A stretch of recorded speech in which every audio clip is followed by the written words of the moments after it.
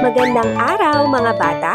Ngayon ay tatalakayin natin ang isang uri ng tekstong naratibo, ang anekdota. Mga gawaing madalas gawin ng mga mag-aaral. Pagmasdan ninyo ang mga larawang ito.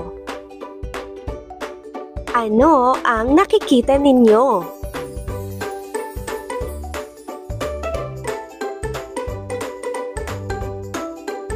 Ano ang ginagawa ng mga bata sa larawan?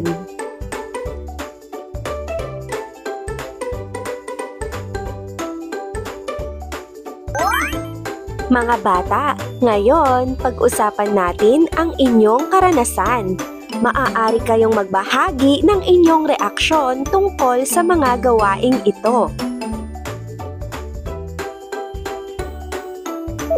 Halina't basahin natin ang tekstong ito ng sama-sama. Sundan ninyo habang binabasa ko o maaari rin kayong magbasa ng malakas. Noong bata pa ako, naglaro ako ng taguan kasama ng mga kaibigan ko sa loob ng bahay. Nakatago ako sa ilalim ng kama nang biglang pumasok ang aking ama at nagsimulang maghanap. Hindi niya ako mahanap kahit nasa ilalim lang ako ng kama. Tapos, nung aalis na siya, napadumi ako dahil sa takot. Mga bata, pag-usapan natin ang mga tanong na ito. Maaari kayong magbahagi ng inyong sagot at karanasan. Tandaan, mahalagang maunawaan natin ang anekdota at matutong magkwento ng ating sariling karanasan. Ano ang nangyari sa kwento? Ano ang naramdaman ng bida noong siya ay nakatago? Naranasan mo na rin ba ang matakot habang naglalaro? Maaari mo bang ikwento? Bakit kaya importante ang pagbabahagi ng ganitong karanasan?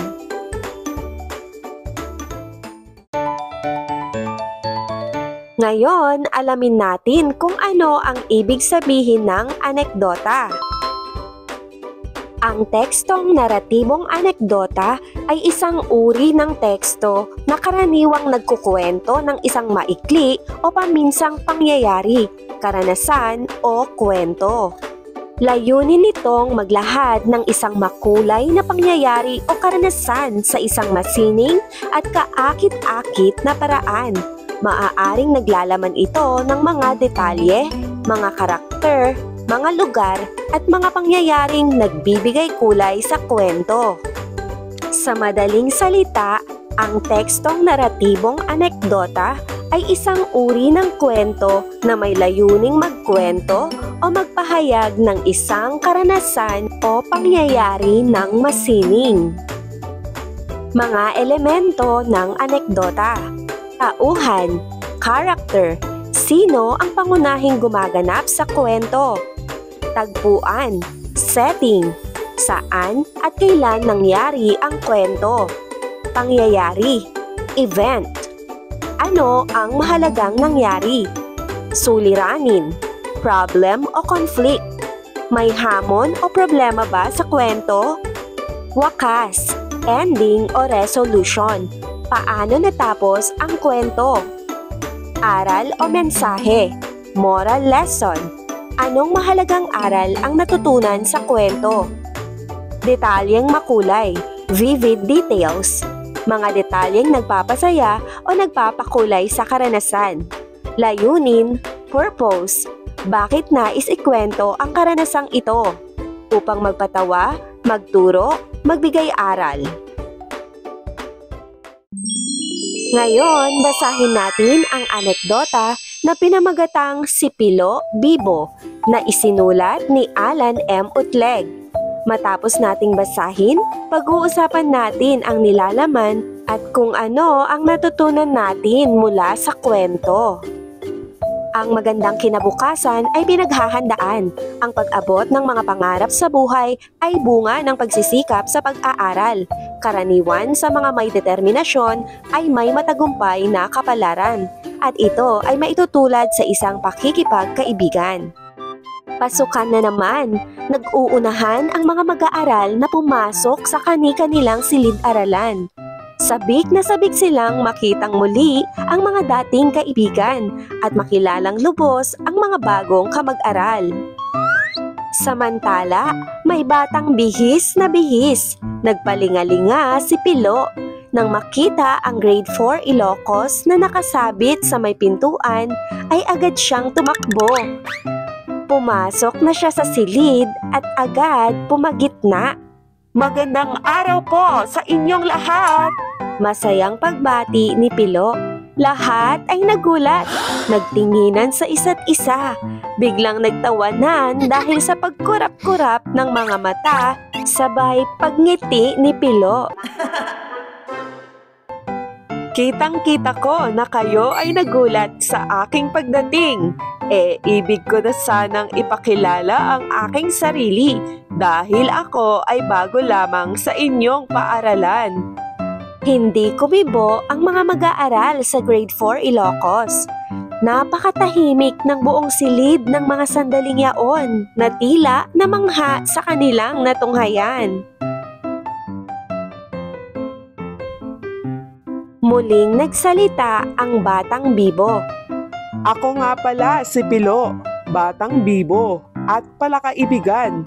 Ang aking kasabihan ay kapag walang kakilala, ikaw ang magpakilala.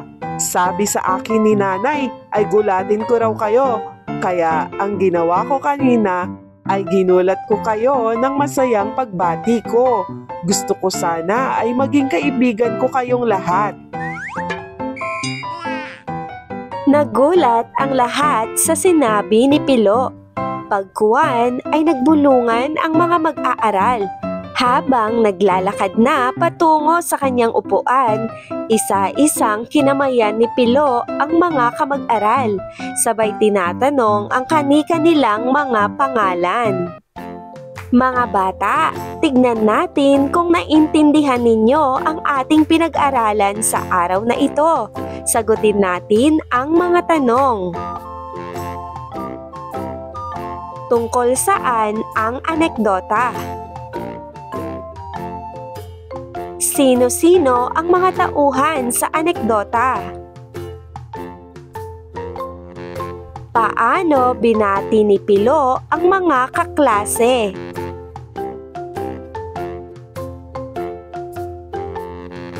Ano ang naging tugon ng kanyang mga kamag-aral?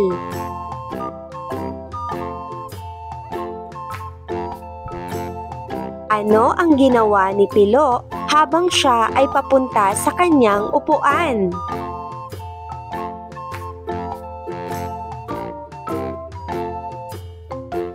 Ano ang layon ng tekstong si Pilo, Bibo? Paano ito inilahat? Naging mabisa ba ang paggamit ng mga elemento nito tulad ng angkop na wika ng tauhan, paglalarawan sa tagpuan, at pangyayari? Panuto, kumpletuhin ang mga pangungusap sa ibaba upang mabuo ang diwa nito.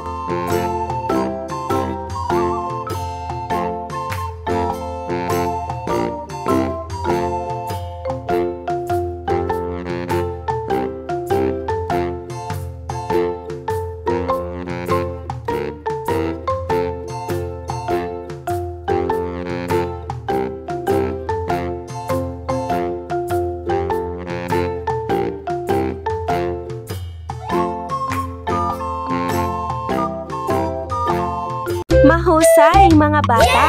Natapos ninyo ang ating aralin. Naway marami kayong natutunan ngayong araw. Kung nagustuhan ninyo ang video ito, huwag kalimutang mag-like, mag-subscribe, at i-share ito sa inyong mga kaibigan. Kita-kits ulit sa Ali's Face!